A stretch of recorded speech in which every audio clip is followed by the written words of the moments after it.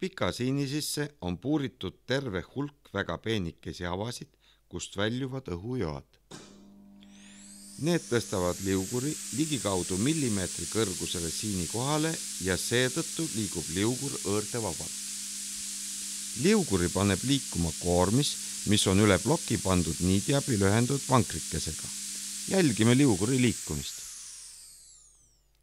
Näeme, et igas järgnevas ajavahemikus läbib liugur üha suurema teepikkuse. Seega muutumatu jõumõjul liigub keha kiirenevalt. Keha kiirus ja igas järgnevas ajavahemikus läbitud teepikkus suurenevad. Paigutame niidi otsa 2 korda suurema koormise. Vankrikesele mõjujõud on 2 korda suurem kui eelmises katses ning igas järgnevas ajavahemikus läbitud teepikkus on 2 korda suurem kui eelmises katses. Võrdleme 2 katse tulemusi.